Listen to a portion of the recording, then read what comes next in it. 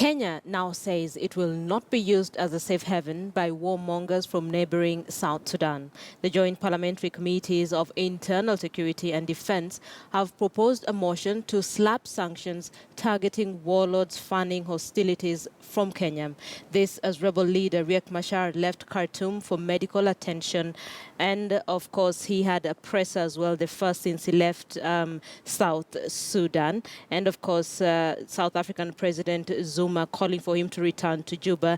Lilian Odera now reports on the latest development in the conflict that has got the entire region rattled.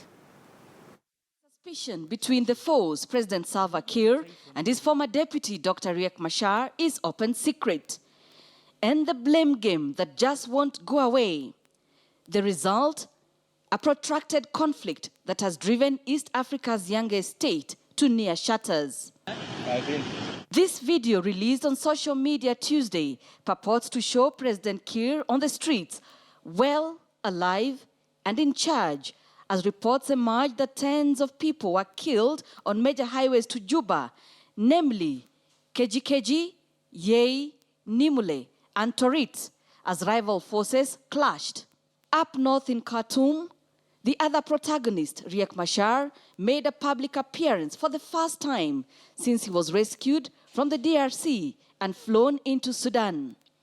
Here, he was announcing that he's leaving for South Africa. I'm healed thanks to God, but my personal physician is in South Africa. I will meet him there and then I will leave South Africa.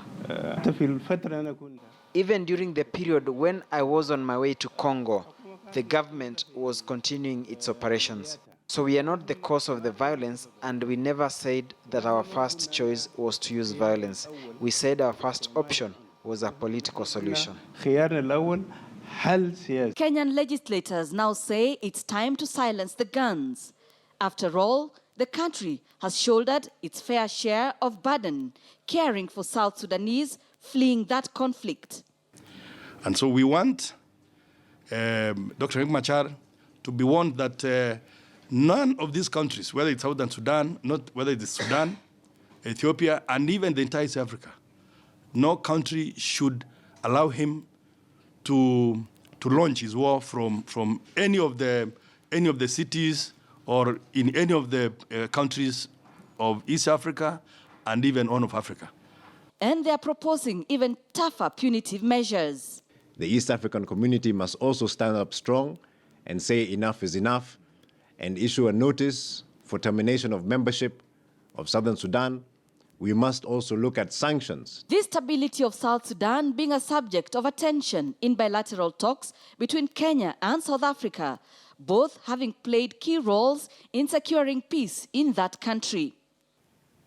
We call on Dr. Riek Machar to return to Juba and participate in the transitional government. President Salva Kiir agreed during a UN Security Council visit to South Sudan last month to accept 4,000 extra peacekeepers and to allow some 12,000 peacekeepers already on the ground to move around freely in order to protect civilians.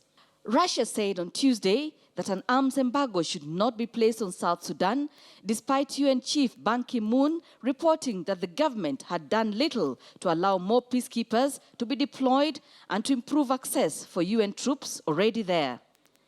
Lilian Odera, KTN News.